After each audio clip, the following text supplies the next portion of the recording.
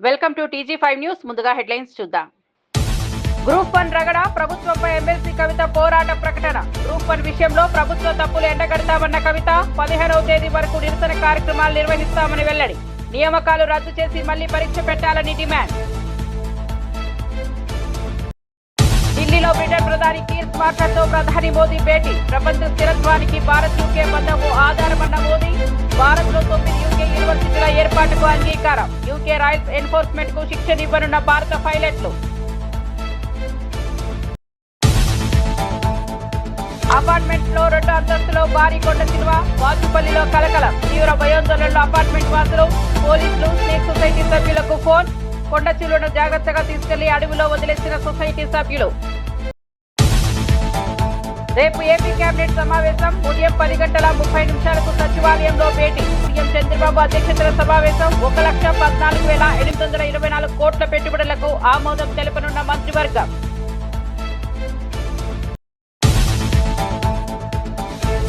విశాఖలో నేడు హోరాహోరీ. దక్షిణాఫ్రికాతో భారత్ అమితుమి.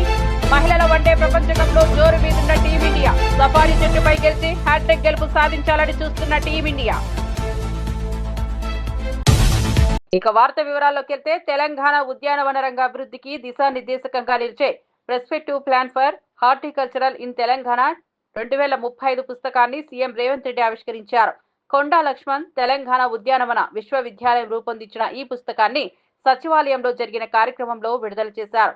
రాష్ట్ర ఉద్యానవన రంగంలో ఉత్పత్తి, ఎగుమతులు, పరిశోధన, సాంకేతికత, రైతుల ఆదాయ అభివృద్ధి వంటి అంశాలను సమగ్రంగా చర్చించే ప్రణాళిక ఇది. ఈ సందర్భంగా సీఎం రేవంత్ రెడ్డి మాట్లాడుతూ తెలంగాణ వాతావరణం, నేల నిర్మాణం ఉద్యాన పంటలకు అనుకూలమైందని, దీనిని ఉపయోగించి రైతుల ఆదాయం రెట్టింపు చేయడం ప్రభుత్వ లక్ష్యమని తెలిపారు. ఆధునిక పద్ధతులు, సాంకేతికతలతో ఉద్యాన రంగాన్ని బలోపేతం చేయడానికి ప్రభుత్వం పూర్తిస్థాయి మద్దతు అందిస్తోందని హామీ ఇచ్చారు. రైతు ప్రాధాన్యతతో తెలంగాణ వ్యవసాయ దిశను కొత్త స్థాయికి తీసుకెళ్తామని సీఎం రేవంత్ రెడ్డి స్పష్టం చేశారు. ప్రపంచవ్యాప్తంగా నెలకొన్న అనిశ్చిత పరిస్థితుల్లో భారత్, యునైటెడ్ కింగ్డమ్ మధ్య భాగస్వామ్యం ప్రపంచ స్థిరత్వానికి, ఆర్థిక ప్రగతికి ఒక ముఖ్యమైన స్తంభంలా నిలుస్తోందని ప్రధానమంత్రి నరేంద్ర మోదీ స్పష్టం చేశారు. యూకే ప్రధాని కీర్ స్మార్టర్తో గురువారం రాజ్భవన్ లో జరిగిన భేటీ అనంతరం ఆయన మాట్లాడారు. ఈ సమావేశంలో ఇరు దేశాల మధ్య రక్షణ, విద్య, వాణిజ్యం వంటి కీలక రంగాల్లో సంబంధాలను మరింత బలోపేతం చేసే దిశగా పలు కీలక నిర్ణయాలు తీసుకున్నారు. రక్షణ రంగంలో ఇరు దేశాలు ఒక చారిత్రాత్మక ఒప్పందానికి వచ్చాయి. ఈ ఒప్పందం ప్రకారం భారత వాయుసేనకు చెందిన ఫ్లయింగ్ ఇన్స్ట్రక్షన్లు యూకేలోని రాయల్ ఎయిర్ ఫోర్స్ లో శిక్షకులుగా పనిచేయనున్నారు. ఇది ఇరు దేశాల సైనిక సహకారంతో ఒక కొత్త అధ్యయనమని విశ్లేషకులు భావిస్తున్నారు. అదేవిధంగా విద్యారంగంలోనూ భారీ ముందడుగు పడింది. యూకేకు చెందిన 9 ప్రముఖ విశ్వవిద్యాలయాలు తమ క్యాంపస్లను భారత్ లో ఏర్పాటు చేసేందుకు ముందుకొచ్చాయి.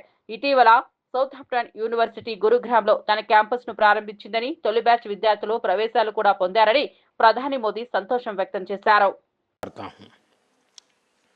बीते वर्षों में आप सभी बिजनेस लीडर्स के निरंतर प्रयासों से ये forum Bharat UK strategic partnership के एक महत्वपूर्ण स्तंभ के रूप में उभरा है। अभी आपके विचारों को सुनकर मेरा विश्वास और गहरा हुआ है कि हम नेचुरल पार्टनर्स के रूप में और तेजी से आगे बढ़ेंगे और इसके लिए मैं आप सबका अभिनंदन करता हूं। फ्रेंड्स, मौजूदा वैश्विक अस्थिरता के बीच ये वर्ष भारत यूके संबंधों की स्थिरता बढ़ाने वाला रहा है, अभूतपूर्व रहा है।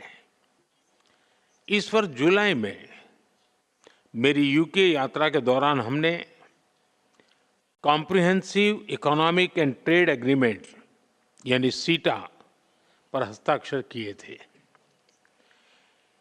इस ऐतिहासिक उपलब्धि के लिए मैं अपने मित्र प्राइम मिनिस्टर स्टारमर की प्रतिबद्धता को और उनके विजन को मैं हृदय से सराहना करता हूं, उनका अभिनंदन करता हूं।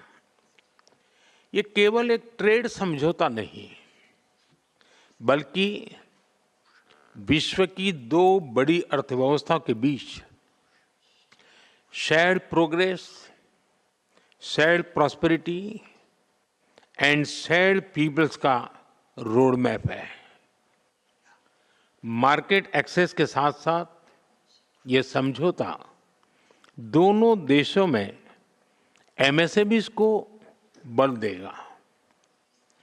इससे लाखों युवाओं के लिए रोजगार के नए द्वार भी खुलेंगे। साथियों, ये सीटा अपने पूरे पोटेंशियल को प्राप्त कर सके, इसके लिए मैं 4 नए आयाम इस सीटों को आपके बीच रखना चाहता हूं। తెలంగాణలో గ్రూప్ 1 నియామకాల వ్యవహారంలో ప్రభుత్వ వైఫల్యాలను ఎత్తి చూపుతూ ప్రభుత్వంపై ఒత్తిడి పెంచేందుకు వరుస ఆందోళన కార్యక్రమాలను చేపట్టనున్నట్లు ఎమ్మెల్సీ కల్వకుంట్ల కవిత ప్రకటించారు. సోమాజిగూడ ప్రెస్ క్లబ్ లో గ్రూప్ 1 అంశంపై నిర్వహించిన రౌండ్ టేబుల్ సమావేశం అనంతరం ఆమె మీడియాతో మాట్లాడారు. ఈ నెల 15న డివిజన్ బెంచ్ వెలువరించబోయే తీర్పు విద్యార్థుల భవిష్యత్తును నిర్ణయిస్తుందని కవిత పేర్కొన్నారు. అందుకే ఆ రోజు వరకు ప్రభుత్వంపై ఒత్తిడి కొనసాగించేందుకు వివిధ కార్యక్రమాలను రూపొందించినట్లు స్పష్టం చేశారు. విద్యార్థి అమరవీరుల సాక్షిగా తమ పోరాటాన్ని ప్రారంభించామని ఆమె గుర్తు చేశారు. గ్రూప్ 1 నోటిఫికేషన్ విడుదలైన నాటి నుంచి ఫలితాలు వెలువడే వరకు ప్రతి దశలోనూ ప్రభుత్వం తప్పులు చేసిందని కవిత తీవ్రంగా విమర్శించారు. ఈ అంశాన్ని తాను శాసన మండలిలో ప్రస్తావించినప్పటికీ ప్రభుత్వం నిర్లక్ష్యంగా వ్యవహరిస్తోందని ఆరోపించారు. ప్రభుత్వ వైఫల్యాలను ఎండగట్టడమే లక్ష్యంగా ఈ రౌండ్ టేబుల్ సమావేశాన్ని ఏర్పాటు చేసినట్లు వివరించారు. దగ్గర కార్యక్రమం తీసుకున్నాం. ఈ రోజు రౌండ్ టేబుల్ పెడతా ఉన్నాం. రేపు అశోక్ నగర్ పిల్లర్ నంబర్ 21 దగ్గర వంట వార్పును కూడా చేయబోతా ఉన్నాం. అంటే ఎట్లా అయితే తెలంగాణ ఉద్యమం చేసి అటు ప్రభుత్వాన్ని ఇటు ప్రజలను నిరంతరం ఆ సమస్య పట్ల వారు అవగాహనతో జాగరూకతతో ఒక కన్సర్న్తో చూసే విధంగా చేయాలనో, ఎట్లయితే తెలంగాణ సొసైటీ మొత్తం అటెన్షన్ కూడా డ్రా చేయాలనో ఆ ప్రయత్నం తెలంగాణ జాగృతి చేయబోతా ఉందని మీ అందరికి కూడా నేను మనవి చేస్తూ ఉన్నాను. అందులో భాగం ఖచ్చితంగా మీరు చేసేటటువంటి న్యాయ పోరాటంలో మీ సోదరిగా తప్పకుండా మీకు అండగా ఉంటానని కూడా నేను తెలియజేస్తూ ఉన్నాను. ఒక గ్రూప్ 1 వాళ్ళే కాదు, అనేక మంది అప్రోచ్ అయినప్పుడు ఎప్పుడైనా కూడా తెలంగాణ జాగృతి వారికి అండగా నిలబడ్డటువంటి విషయాన్ని మీకు ఈ సందర్భంగా తెలియజేస్తూ ఉన్నాను. చాలా సందర్భాల్లో నేను ఫోటోలు తీసుకొని చేసినటువంటి అంశాలని అన్నీ కూడా పబ్లిక్గా చెప్పం. ఎందుకంటే కొన్ని గోప్యంగా ఉంచాలి. గోప్యతలో బలం ఏముంటుందంటే దానికి పొలిటికల్ ఒక కలర్ అంటకుండా ఉంటుంది. దానివల్ల న్యాయస్థానాలు బయాస్డ్ ఒపీనియన్ ఇవ్వకుండా ఉంటాయి. అందుకనే కొన్ని సందర్భాల్లో మేము ఏది చేసినా చాలా గోప్యంగా చేస్తూ ఉంటాం. కానీ ఒక్కటి మీరు గుర్తుపెట్టుకోవాలి, తెలంగాణ జాగృతి అదేవిధంగా కల్వకుంట్ల కవిత తెలంగాణ ప్రజలకు ఏదైనా చిన్న కష్టం వస్తే మాకు మనసున పట్టదు. మేము మీకోసం పేగులు దిగేదాకా కొట్లాడిన వాళ్ళం. మీకోసం మిలియన్ మార్చ్లో పరిగెత్తి అలసిపోయి కింద పడిపోయినటువంటి వాళ్ళం. కానీ ఎన్నడూ కూడా పోరాటాలు అయితే వదిలిపెట్టలే.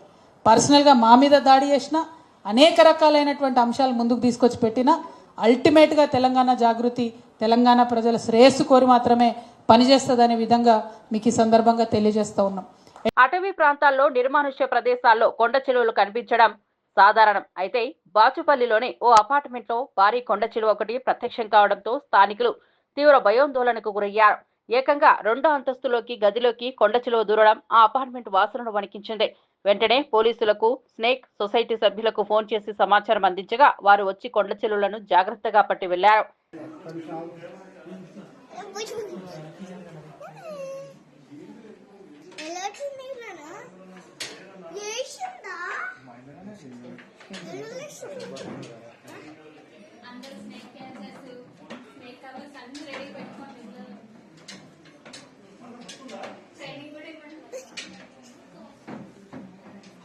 ముఖ్యమంత్రి నారా చంద్రబాబు నాయుడు అధ్యక్షతన రేపు ఉదయం 10:30 సచివాలయంలో ఏపీ కేబినెట్ సమావేశం కానుంది. దేశ చరిత్రలో ఏపీలో అతిపెద్ద విదేశీ ప్రత్యక్ష పెట్టుబడికి ఆమోదం తెలపనుంది. కేబినెట్ 87,520 కోట్లతో విశాఖలో రైడెన్ ఇన్ఫోటెక్ డేటా సెంటర్ ఏర్పాటుకు ఆమోదం తెలపనున్న మంత్రివర్గం రేపటి కేబినెట్ లో మొత్తంగా 1,14,824 కోట్ల పెట్టుబడులకు ఆమోదం లభించనుంది. 26 ప్రాజెక్టుల ద్వారా 67,218 మంది ఉద్యోగ అవకాశాలు వచ్చే అవకాశం ఉందని అంచనా వేస్తున్నారు. ఇక అమరావతిలో 212 కోట్లతో నిర్మించనున్న గవర్నర్ నివాసం రాజ్భవన్ నిర్మాణానికి ఆమోద ముద్ర వేయనున్నారు. కృష్ణా నది బొడ్డున అమరావతి గవర్నమెంట్ కాంప్లెక్స్ నిర్మాణంలో భాగంగా రాజ్భవన్ నిర్మాణం జరగనుంది.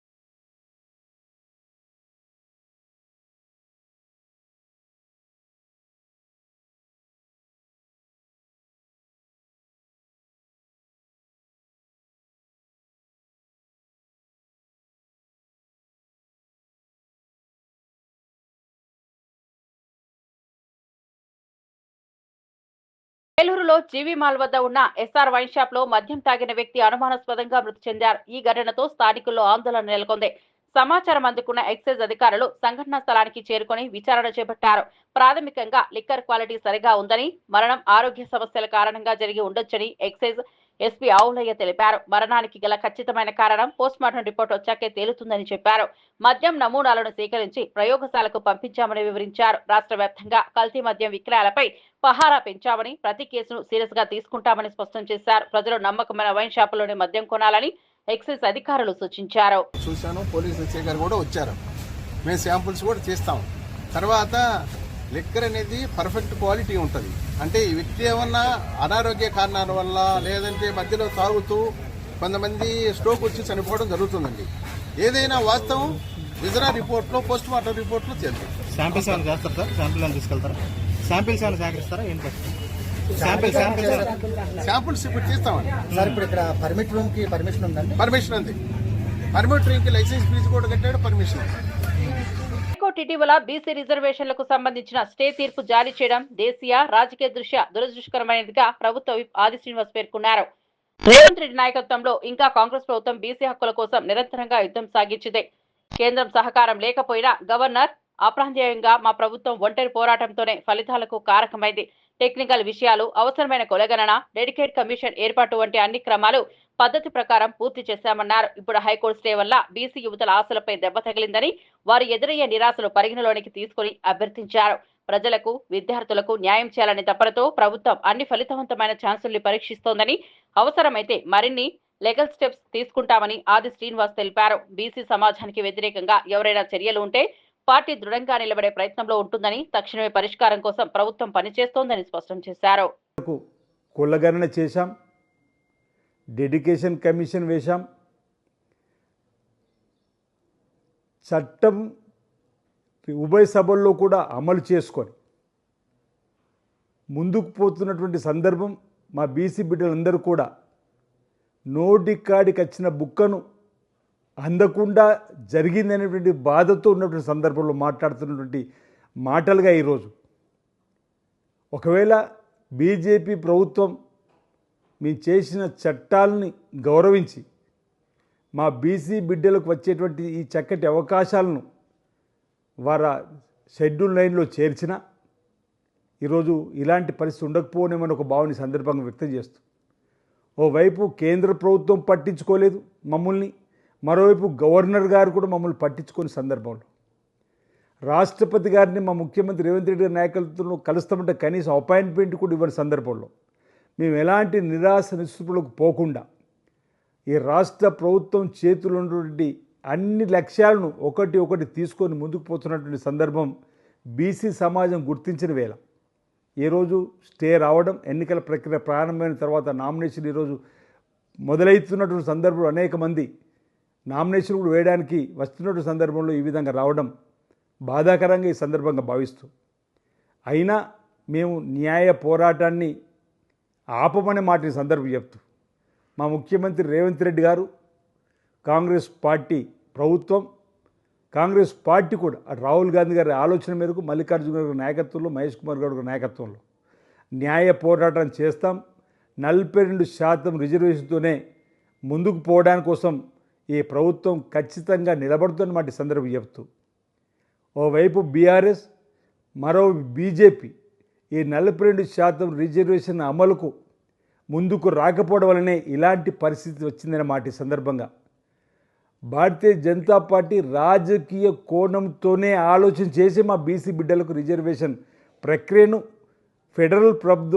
ఫెడరల్ స్ఫూర్తిని రాజ్యాంగ జీసీసీ సదస్సులో బీఆర్ఎస్ వర్కింగ్ ప్రెసిడెంట్ కేటీఆర్ మాట్లాడారు. ఇన్నోవేషన్ అనేది కేవలం టెక్నాలజీ రంగం మాత్రమే పరిమితం కాదని, మంచి పాలనలోనూ సృజనాత్మక మార్పులు తీసుకురావచ్చని సీఎం కేసీఆర్ టీఎస్ఐ పాస్ ద్వారా నిరూపించారని చెప్పారు. ఈ పాలసీ పెట్టుబడుల అనుమతుల్లో పారదర్శకతకు, వేగవంతమైన నిర్ణయాలకు మార్గదర్శకమైందని వివరించారు.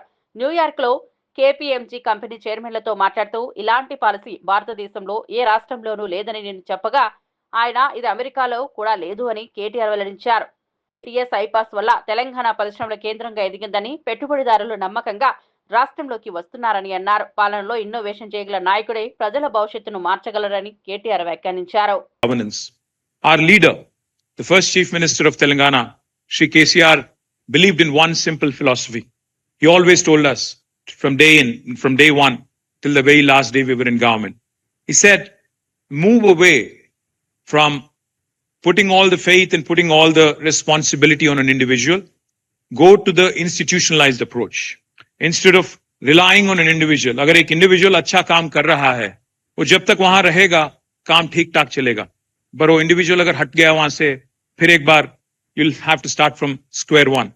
So he always told us, move away from that process where you completely rely on one individual, take the institutional approach. The second thing he said was move away from a people approach to a process approach, institutionalized change. That is something we truly believed in. As a result, the first piece of legislation that we drafted in the new state of Telangana was something called as the TS-IPAS. TS-IPAS stands for Telangana State Industrial Project Approval Self-Certification System. Unlike any other state in India, we are one state which had set a unique benchmark for ease of doing business. If you are a new enterprise starting a business, launching a business in Telangana, you actually don't need an approval from the government. You can hit the ground running. You can start your business on day one without any approval being sought or given by the government. No intervention from local government, no intervention from the state government, or no intervention from any other form of government.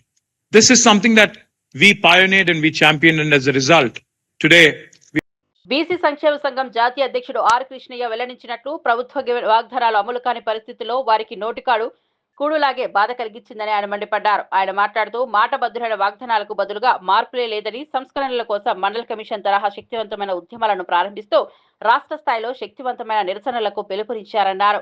అవసరమైతే రాష్ట్ర బంద్తో పాటు ఇతర ప్రజాస్వామ్య వేదికల ద్వారా తమ హక్కుల కోసం ఐక్యంగా పోరాడామని స్పష్టం చేశారు. బీసీ సంక్షేమ పథకాల అమలు, ఉద్యోగ నియామకాలు, రిజర్వేషన్లలో నిజాయితీ నిలిపివేయకపోతే సంఘం మరింత తీవ్రమైన కార్యక్రమాలను చేపడుతుందని హెచ్చరిక చేశారు.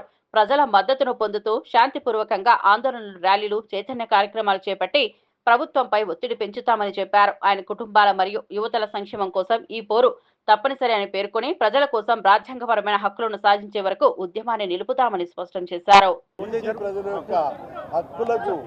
విఘాతం కలిగిస్తుంది, వాళ్ళ ఆత్మ గౌరవాన్ని దెబ్బతీస్తుంది. నోటికాడి అన్నం ముద్దను ఆపారు. నిన్నటి నుంచి చాలామంది అడ్వకేట్లు మంచిగా చాలా చక్కగా మాట్లాడారు. దాదాపు చాలా పిటిషన్లు ఉన్నాయి. అన్ని పిటిషన్లను పరిగణనకు తీసుకొని విచారణ జరిపి ఇంకా 2 రోజులు టైం తీసుకునేది. ఎందుకు మీకు ఆదరబాదరగా స్టే ఇవ్వవలసి వచ్చిందని చెప్పి రాష్ట్ర వ్యాప్తంగా దీని మీద భారీ మూల్యం చెల్లించుకోవాల్సి వస్తుందని హెచ్చరిస్తున్నాం. ఈరోజు సాయంత్రంలోగా ప్రభుత్వ స్పందన ఏంటిదో చూస్తాం. చూసి రాష్ట్ర బంద్ను జరిపి మొత్తం రాష్ట్రాన్ని స్తంభింపజేస్తామని చెప్పి హెచ్చరిస్తున్నాం. మండల కమిషన్ అప్పుడు ఎట్లయితే ఉద్యమం అయిందో, ప్రజా జీవితం ఏ విధంగా అయితే స్పందించిందో అంతకంటే రెట్టింపుగా ఈరోజు బీసీల చైతన్యం వచ్చింది. ఉప్పాడ మత్స్యకారుల సమస్యలపై డిప్యూటీ సీఎం పవన్ కళ్యాణ్ సమగ్ర సమీక్ష నిర్వహించారు. ఉప్పాడ ప్రాంతంలో చేపల వేటను ఆధారంగా చేసుకుని సుమారు 7,193 మత్స్యకారు కుటుంబాలు జీవిస్తున్నాయని పేర్కొన్నారు. వేట నిషేధ కాలంలో మత్స్యకారుల ఆర్థిక భారం తగ్గించేందుకు ప్రభుత్వం ప్రతి ఏడాది 20,000 ఆర్థిక సాయం అందిస్తోందని తెలిపారు. ఇటీవల పరిశ్రమల వ్యర్థాల వల్ల సముద్ర జీవావరణం దెబ్బతింటోందని, మత్స్య సంపద తగ్గుతుందనే ఆందోళనను మత్స్యకారులు వ్యక్తం చేసినట్లు పవన్ కళ్యాణ్ వివరించారు. ఈ సమస్యను సీరియస్ గా తీసుకుని పర్యావరణ శాఖతో కలిసి పరిశ్రమల వ్యర్థాల నియంత్రణకు చర్యలు తీసుకుంటామని హామీ ఇచ్చారు. మత్స్యకారుల జీవనోపాధి రక్షణ ప్రభుత్వ ప్రాధాన్యత అని, వారి కోసం దీర్ఘకాలిక మత్స్య అభివృద్ధి ప్రణాళికను సిద్ధం చేస్తున్నామని పవన్ కళ్యాణ్ స్పష్టం చేశారు. మాట్లాడాం, మీ ఓట్ల గురించి అడిగాం, మీరు మద్దతు ఇచ్చారు, కూటమి ప్రభుత్వం గెలిచింది. సో వీటన్నిటికీ ముందుగా నేను కృతజ్ఞతలు చెప్పుకుంటా ఉన్నాను. దాదాపు 7,193 మత్స్యకార కుటుంబాలు దీనిని చేపలని పట్టడం అనేది ఆధారం చేసుకుని ఉన్నారు. సముద్ర స్వభావాన్ని అంచనా వేసి వేట చేయటం మన మత్స్యకార సోదరుల తాలూకు అపూర్వమైన నైపుణ్యం. అలాంటి మీకు అండగా ఉండటం మా అందరి బాధ్యత. కూటమి ప్రభుత్వం మత్స్యకారుల భరోసా కింద వేట నిషేధ సమయంలో 20,000 భృతిని అందించింది. మీ ప్రతి కష్టంలో నేను ఉన్నాను అని చెప్పడానికే ఈరోజు ఇక్కడ రావడం జరిగింది. యాక్చువల్గా 10వ తారీఖు వస్తానని చెప్పాం. ఒక రోజు ముందుగానే, మధ్యలో ఆరోగ్యం బాగాలేక రాలేకపోయాను, కానీ ఒకరోజు ముందే మీకు ఇచ్చిన డేట్ కంటే కూడా ముందే వచ్చాం. అలాగే మీరు సముద్ర గర్భం నుంచి తీసుకొచ్చే మత్స్య సంపద వేలాది కుటుంబాలకి ఆహార భద్రత, జీవనాధారం అందిస్తుంది. ఈరోజు కాకినాడ జిల్లా కలెక్టరేట్ సమావేశంలో నిర్వహించిన సమావేశంలో మన సమస్యలన్నీ నాకు దృష్టికి తీసుకొచ్చారు. ముఖ్యంగా ఇక్కడ నక్కపల్లి SEZలో కానీ, అటు మనకి తుని మండలంలో, మనకి తుని నియోజకవర్గంలో అక్కడ దివీస్ ఫ్యాక్టరీ కానీ, ఇక్కడ అరవిందో కానీ, మిగతా చిన్న చిన్న పరిశ్రమల నుంచి కాలుష్యాలు వచ్చేస్తున్నాయి, మత్స్య సంపద అంతరించిపోతా ఉంది, మాకు వేట దొరకట్లేదు అంటే ఇదొకటి ముఖ్యమైన సమస్య నాకు ప్రస్తావించారు. 2, ఎక్స్గ్రేషియా సముద్రం వేటకెళ్ళినప్పుడు ప్రాణాలు కోల్పోయిన కాకినాడ జిల్లాకి చెందిన 18 మంది మత్స్యకార సోదర కుటుంబాలకి మా ఎక్స్గ్రేషియా అందలేదని చెప్పారు. వెంటనే ఈ రోజునే నేను స్వయంగా 5 మందికి ఇప్పించాను. మిగతా 13 మందికి, దాదాపు 18 మందికి 5 లక్షల రూపాయల చొప్పున 90 లక్షలు వారికి వెంటనే మంజూరు చేయడం జరిగింది. సో ముందుగా ఈ సమస్యని ఒక మంచి శుభంతో మొదలు పెడదామని. ఒకటి, పొల్యూషను, మన చేపలు మత్స్య సంపద కొంచెం దెబ్బతింటా ఉందని అదొక దృష్టికి పట్టుకొచ్చారు. 2, మన అమీనాబాద్ హార్బర్లో ఈ డిజైన్ లోపం కారణంగా మనకి రాళ్లను తాకి మనకి పడవలు దెబ్బతింటా ఉన్నాయి, వాటికి వలలకి చిక్కుకుపోయి ఇబ్బంది అయిపోతా ఉంది. అదొక 2వ సమస్య చెప్పారు. అలాగే 3వది, ఉప్పాడ సీ ప్రొటెక్షన్ వాల్ గురించి మాకు ఇంత జరుగుతూ ఉంది, దీనికి మీరు ఏం చేయబోతున్నారనేది. ఇంకొకటి, ఇక్కడ మనకి మత్స్య సంపద దొరకనప్పుడు మేము అంతర్వేదిక కానీ, మచిలీపట్నం కానీ, మిగతాటి నిజాంపట్నం వైపు వెళ్తా ఉంటే మాకున్న సమస్యలు, అక్కడ స్థానికంగా ఉండే మత్స్యకారుల సంఘాలతో మాకు గొడవలు వస్తున్నాయి, దీని మీద ఏం చేస్తారనేది ముఖ్యంగా ఈ 3 సమస్యల మీద ప్రస్తావించడం జరిగింది. బీసీ రిజర్వేషన్లపై హైకోర్టు విధించిన 4 వారాల స్టే పట్ల కాంగ్రెస్ సీనియర్ నేత విహెచ్ హనుమంతరావు తీవ్ర ఆవేదన వ్యక్తం చేశారు. 4 వారాల స్టే అంటే బీసీలకు న్యాయం నిలిచేటట్టే కాదు, అది అన్యాయంగా మారినట్లే. ఈ నిర్ణయం నాకు ఎంతో బాధ కలిగిస్తోందని అన్నారు. బీసీల హక్కులు రావాలని కాంగ్రెస్ ప్రభుత్వం సత్యనిష్టతో కృషి చేస్తోందని పేర్కొన్నారు. రేవంత్ రెడ్డి నేతృత్వంలోని ప్రభుత్వం బీసీల సామాజిక, రాజకీయ ప్రాతినిధ్యం కోసం కట్టుబడి ఉందని చెప్పారు. హైకోర్టు తీర్పుపై చట్టపరమైన చర్యలు తీసుకోవాలని, బీసీ హక్కుల కోసం చివరి వరకు పోరాడతామని స్పష్టం చేశారు. నేను జీవితాంతం బీసీల పక్షాన్ని నిలబడ్డాను, ఇప్పుడు కూడా న్యాయం జరిగే వరకు నిశ్శబ్దంగా ఉండను అంటూ విహెచ్ హనుమంతరావు భావోద్వేగంగా వ్యాఖ్యానించారు. చేంజ్ చేసి కొత్త సార్ తెచ్చుకున్నాడు. ఇవాళ మేము 42% రేవంత్ రెడ్డి, అదేవిధంగా మొన్న ప్రభాకర్, అదేవిధంగా మహేష్ కుమార్ గౌడ్, మేమందరం కలిసి, నేను ఓబీసీ ఎంపీస్ కన్వీనర్గా గతంలో IIMలో కూడా రిజర్వేషన్ లేదని సుప్రీంకోర్టు కొట్టేసింది. కానీ నేను పోయిన సోనియా గాంధీ దగ్గరికి, madam, talent is not anybody's property, we're coming from the local language, Malayalam, Telugu, Oriya, కానీ మాకు టాలెంట్ ఉన్నది, మాకు అవకాశం, వీ షుడ్ గివ్ ఆపర్చునిటీ అంటే సోనియా గాంధీ గారు మన్మోహన్ సింగ్ చెప్తే ఆనాడు ఉన్నటువంటి పార్లమెంట్ మెంబర్లు అన్ని పార్టీల వాళ్ళు, ఇంక్లూడింగ్ లల్లు ప్రసాద్ యాదవ్, అందరం కలిసి ఆ బిల్లు పాస్ అయింది. ఇప్పుడు 4 వారాల తర్వాత అంటే 42కు అన్యాయం చేస్తారా అని నేను అడుగుతున్నా. ఎన్ని రోజులండి మాకు అన్యాయం? మా జనాభా లెక్కలు తీసినాము, ఏది 150 కోట్లు పెట్టి అందరిని అడిగినాము. ఇవాళ కొత్తగా వచ్చి ఎవరో చేస్తే మళ్ళీ నాటే ఎలక్షన్ ప్రాసెస్ స్టార్ట్ అయింది. ఇవాళ పొద్దుటి నుంచే జిల్లా పరిషత్, ఏది జడ్పీటీసీ, ఎంపీటీసీ అందరు చేస్తున్నారు. మళ్ళీ 4 వారాలు ఆపడం అనేది నిజంగా నాకు చాలా బాధ ఉందండి. అంటే బడుగు బలైన వర్గాలు ఈ దేశంలో బతుకొద్దా, వాళ్ళ వాయిస్ వినొద్దా అన్నాడు మహాత్మా గాంధీ గారు. కూడా ఏమన్నాడు, బడుగు బలైన ఉన్నదే. అంబేద్కర్ గారు ఏమన్నాడు, అన్టచబిలిటీ ఉన్నటువంటి ఎస్సీలకు రాజ్యాంగంలో అవకాశం ఇచ్చిందా లేదా? అట్లనే మేము బీసీలకు కూడా మాకున్న 56%. ఇది నిజంగా నాలుగు వారాలంటే ఎలక్షన్ ఆపమంటారా? ఇది ఎక్కడ పంచాయతీ అండి? ఇచ్చేదేదో ఇప్పుడే చెప్పాలి. మళ్ళీ 4 వారాలంటే ఎవడైతే 10 రూపాయలు పెట్టుకొని బస్సులు వచ్చి, రైళ్ళు వచ్చి, ట్యాక్సీలు వచ్చి వాడు నామినేషన్ వేస్తే వాడి సంగతి ఏంది? మళ్ళీ పోస్ట్పోన్ 4 అంటే ఇది ఆపమంటున్నారు. ఇది ఆపడం న్యాయం కాదండి. 4 తర్వాత మీ నిర్ణయం అంటే నిజంగా నేను ఒక సినిమా చూసిన వాదే పే వాదాలు ప్రతిసారి పోస్ట్పోన్ చేయడం అనేది ఇది ఆనవాయితీ అయిందా అని అడుగుతున్నా. ఏదైనా నిర్ణయం ఒక పేదవాడు వస్తాడు, ఎన్ని రోజులని రోడ్ల మీద వానలా తడుచుకుంటూ వచ్చి కోర్టుకు వస్తాడు, ఆఖరికి సొమ్ములు కూడా అమ్ముకుంటాడు. కనుక 4 వారు ఏదో ఇవ్వాలని నిర్ణయం ఇది ఇచ్చినుంటే మేము సంతోషపడే వాళ్ళం. నేను న్యాయ వ్యవస్థ మీద తప్పంటలేను, కానీ న్యాయ వ్యవస్థలో కూడా మార్పు రావాలి. మా వాళ్ళు తక్కువ ఉన్నారు, బడుగు బలైన వర్గాలకు అదే రాహుల్ గాంధీ అన్నాడు. సచివాలయంలో హ్యామ్ రోడ్ల నిర్మాణంపై మంత్రి కోమటిరెడ్డి వెంకటరెడ్డి ఆధ్వర్యంలో కీలక సమావేశం జరిగింది. ఈ సమావేశంలో డిప్యూటీ సీఎం బట్టి విక్రమార్క పాల్గొన్నారు. రాష్ట్ర వ్యాప్తంగా హ్యామ్ ప్రాజెక్టుల పురోగతిపై చర్చిస్తూ పనుల నాణ్యత, సమయపాలన, నిధుల విడుదల అంశాలపై సమగ్ర సమీక్ష నిర్వహించారు. సమావేశానికి స్పెషల్ సిఎస్ వికాస్ రాజ్, ఆర్ఎండ్బి శాఖ ఉన్నతాధికారులు, ఇంజనీర్లు హాజరయ్యారు. మంత్రి కోమటిరెడ్డి మాట్లాడుతూ రోడ్ల నాణ్యతకు ప్రాధాన్యం ఇవ్వాలని, ఎక్కడా లోపాలు తలెత్తకుండా అధికారులు క్షుణ్ణంగా పర్యవేక్షించాలని ఆదేశించారు.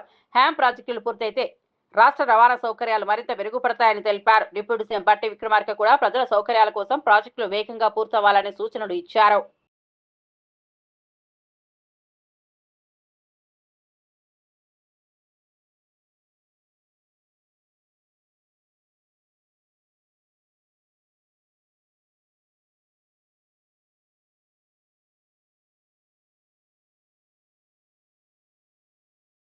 స్వదేశంలో జరుగుతున్న మహిళల వన్డే ప్రపంచ కప్ 2025లో వరుస విజయాలతో దూసుకెళ్తున్న భారత జట్టు నేడు అసలైన సవాల్కు సిద్ధమైంది.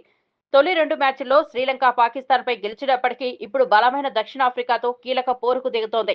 విశాఖపట్నంలోని ఏసీఏ వీడీసీఏ స్టేడియం ఈ ఆసక్తికర సమావేశానికి వేదిక కానుంది. ఈ మ్యాచ్ మధ్యాహ్నం 3 గంటలకు మొదలవుతుంది. టోర్నీలో హ్యాట్రిక్ విజయం సాధించి సెమీఫైనల్ అవకాశాలను మరింత మెరుగుపరుచుకోవాలని టీమిండియా పట్టుదలగా ఉంది. కంగారు పెడుతున్న స్టార్ల ఫామ్ గత 2 మ్యాచ్ల్లోనూ భారత్ గెలిచిన బ్యాటింగ్ విభాగంలో కొన్ని ఆందోళనలు ఉన్నాయి. ముఖ్యంగా captain Harmanpreet Kaur, vice captain Smriti Mandhana వంటి కీలక క్రీడాకారిణులు ఇప్పటి వరకు పెద్దగా రాణించలేదు. అయితే ప్రతీక రావల్, హర్లిన్ డియోల్, దీప్తి శర్మ, రిచా ఘోష్ వంటి మిగతా బ్యాటర్లు నిలకడగా పరుగులు సాధించడం జట్టుకు ఊరటనిస్తోంది.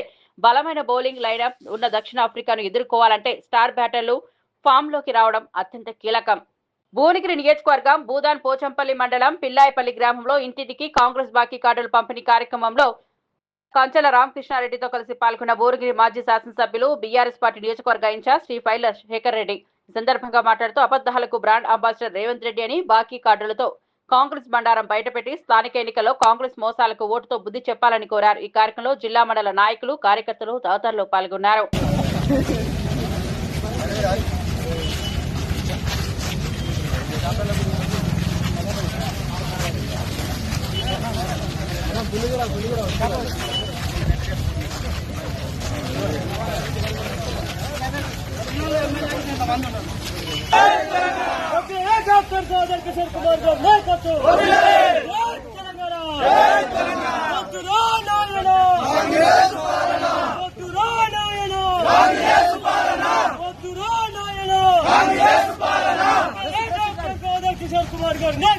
కిషోర్ కుమార్ గారు నాయకత్వం. జై తెలంగాణ, జై తెలంగాణ.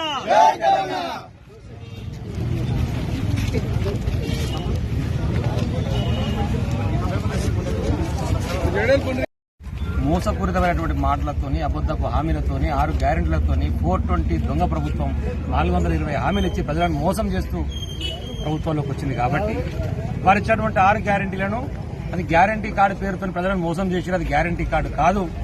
కాంగ్రెస్ పార్టీ ఆ ప్రభుత్వం మనకు ఉన్నటువంటి బాకీ, కాబట్టి బాకీ కార్డు పేరుతోని, కాంగ్రెస్ పార్టీ బాకీ కార్డు పేరుతోని ఈరోజు ప్రజలకు ఇస్తా అన్నటువంటి హామీలు ఏవైతే ఉండేనో, మహిళలకు ఇస్తా అన్నటువంటి 2500 ఈ రోజు వరకు అయినటువంటిది ఒక్కొక్క మహిళకి ఎంత రావాల్సి ఉండే, పెన్షన్ కనుక 4000 చేస్తా అంటే దాని ప్రకారం ఈ రోజు వరకు ఎంత రావాల్సి ఉండే, రైతు రుణమాఫీకి జరగాల్సింది ఏముండే, రైతు బంధుకు సంబంధించింది ఏముండే, తులం బంగారం ఇస్తే ఈ రోజు వరకు అయినటువంటి పెళ్లిలకు సంబంధించి ఎంత బాకీ ఉన్నారు, రైతు కూలీలకు ఇస్తా అని చెప్పేసి మాట అబద్ధ ప్రచారం చేసినటువంటి దాని ప్రకారం రైతు కూలీలకు ఎంత అమౌంట్ రావాల్సి ఉండే, విద్యా భరోసా కార్డు గాని, ఆటో కార్మికులు గాని, వీటన్నిటి ప్రకారం ఈ జరిగినటువంటి 22 నెలల్లో కాంగ్రెస్ పార్టీ ప్రభుత్వం ప్రజలకు ఉన్నటువంటి బాకీ ఎంత అనే దాన్ని బీఆర్ఎస్ పార్టీగా మా వర్కింగ్ బులెటిన్ ముగించే ముందు హెడ్లైన్స్ మరోసారి చూద్దాం. గ్రూప్ 1 రగడ, ప్రభుత్వంపై ఎమ్మెల్సీ కవిత పోరాట ప్రకటన. గ్రూప్ 1 విషయంలో ప్రభుత్వ తప్పులు ఎండగడతామన్న కవిత 15వ తేదీ వరకు నిరసన కార్యక్రమాలు నిర్వహిస్తామని వెల్లడి. నియామకాలు రద్దు చేసి మళ్లీ పరీక్ష పెట్టాలని డిమాండ్. ఢిల్లీలో బ్రిటన్ ప్రధాని కీర్ స్టార్మర్తో ప్రధాని మోదీ భేటీ. ప్రపంచ స్థిరత్వానికి భారత్ యూకే బంధము ఆధారమన్న మోదీ. భారత్ లో 9 యూకే యూనివర్సిటీల ఏర్పాటుకు అంగీకారం. యూకే రాయల్స్ ఎన్ఫోర్స్మెంట్ కు శిక్షనివ్వనున్న భారత పైలట్లు. అపార్ట్మెంట్ లో 2వ అంతస్తులో భారీ కొండ చిలువ. వాచుపల్లిలో కలకలం. తీవ్ర భయాందోళనలో అపార్ట్మెంట్ వాసులు. పోలీసులు, స్నేక్ సొసైటీ సభ్యులకు ఫోన్. కొండ చిలువను జాగ్రత్తగా తీసుకెళ్లి అడవిలో వదిలేసిన సొసైటీ సభ్యులు. రేపు ఏపీ కేబినెట్ సమావేశం. ఉదయం 10:30 సచివాలయంలో భేటీ. సీఎం చంద్రబాబు అధ్యక్షతన సమావేశం. 1,14,824 కోట్ల పెట్టుబడులకు ఆమోదం తెలుపనున్న మంత్రివర్గం.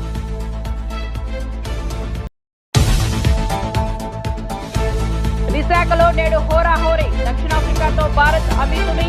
మహిళల వన్డే ప్రపంచ కప్ లో జోరు మీదున్న టీమిండియా. సఫారీ జట్టుపై గెలిచి హ్యాట్రిక్ గెలుపు సాధించాలని చూస్తున్న టీమిండియా. మరిన్ని అప్డేట్స్ కోసం చూస్తూనే ఉండండి TG5 న్యూస్.